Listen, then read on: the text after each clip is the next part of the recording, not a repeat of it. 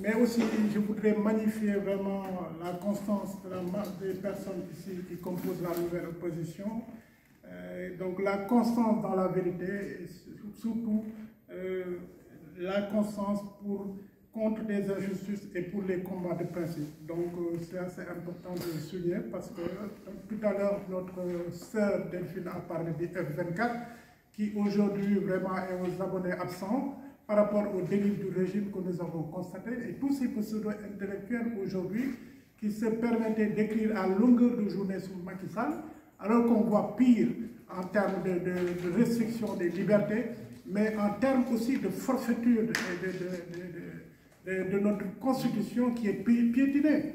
Et je pense que le président de la République, l'actuel président, devrait faire attention parce que pour ne pas être le premier président de la République à être poursuivi à la fin de son mandat pour haute trahison. Je m'explique, parce que quand vous prenez un décret et que vous ne respectez pas ce décret, c'est quand même susceptible il est susceptible d'être poursuivi. L'autre fait, c'est qu'il a prêté serment pour défendre la République, la nation, les Sénégalais de tous bords. Et à ce titre, il a reçu quand même la décision du Conseil constitutionnel concernant les élections législatives et qu'il a quand même caché aux Sénégalais dans leur globalité, ce qui est quand même un acte de haute trahison, parce que ça, les élections, ça concerne tous les peuples sénégalais.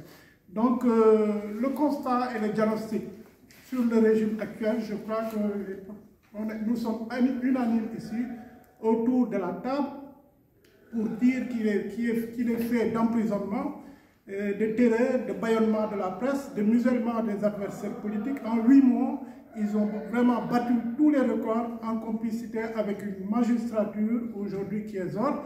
Et ça, je peux citer quand même le Premier ministre qui dit lui-même publiquement que c'est lui-même qui donne les ordres au ministre de la Justice et au ministre de l'Intérieur et que ces derniers vraiment ne peuvent pas refuser d'exécuter ces ordres. C'est quand même grave pour une République qui se respecte. Et l'échec du régime aujourd'hui qui est patent et qui a pour unique programme de construire des prisons et d'enfermer ceux qui ont le tort vraiment de penser différemment d'eux.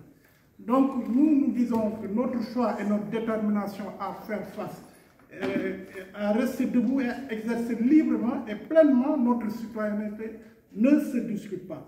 Nous avons choisi de rester debout comme dans une démocratie qui se respecte pour nous opposer. Nous souhaitons ne marcher sur aucun cadavre, contrairement à ceux qui sont aujourd'hui à la tête de ce pays, qui ont marché sur des cadavres pour aller au palais. Nous lançons un appel aux Sénégalais d'ici et d'ailleurs pour faire front et ne pas attendre chacun son tour à l'abattoir, comme jadis le disait le poète allemand lors du régime fasciste de Hitler. Et aujourd'hui, on voit ce régime de proteste quand même, qu'on peut dire qu'il est en train de singer ce régime hitlérien. Et comme disait le poète allemand, quand les nazis sont venus chercher les communistes, je n'ai rien dit, je n'étais pas communiste. Quand ils ont enfermé les sociodémocrates, je n'ai rien dit, je n'étais pas social-démocrate. Quand ils sont venus chercher les syndicalistes, je n'ai rien dit, je n'étais pas syndicaliste. Et quand ils sont venus me chercher, il n'y avait plus personne pour protester. Et ça, c'est un message que j'adresse grosso modo à toute l'opposition sénégalaise qui doit se réunir, qui doit faire front, rester bloc et mener les combats de principe, les combats démocratiques. Parce que ce qui arrive aujourd'hui à Barthélémy Diaz, ce n'est pas seulement une injustice qui est faite à Barthélémy Diaz, c'est une injustice qui est faite à tout le monde. Et donc, à ce titre, nous devons rester debout, préserver les acquis démocratiques quand même que les Sénégalais ont eu à mener, à obtenir auprès de longues luttes. Et aujourd'hui, nous ne devons pas rester les bras croisés et avoir une certaine forme de peur qui n'a pas lieu d'être. Donc le combat de l'opposition doit être un combat pour sauvegarder la démocratie, être un rempart contre les injustices, un combat pour le triomphe de la vérité sur le mensonge, de la liberté sur l'oppression, de l'honneur sur le déshonneur, de la dignité sur l'asservissement. Donc peu importe le prix à payer, nous sommes prêts à mener ce combat. Nous n'avons pas peur d'être fichés. Ce n'est pas aujourd'hui que vraiment nous allons avoir peur de ce régime Nous avons mené des combats, des combats pendant de longues années, et aujourd'hui, nous sommes fiers de rester à équidistance vraiment de vraiment ce régime, quand même, et ne pas essayer de lorgner vers des postes comme certains le font, en tournant leur veste et en vraiment omettant de dénoncer vraiment ce qui est quand même, ce qu'on peut considérer comme étant des forfaitures. Donc, et puis je voudrais terminer pour dire quand même, étude des 94 milliards qui tantôt deviennent 46 milliards, les 1000 milliards, les 6 000 milliards et les 29 milliards.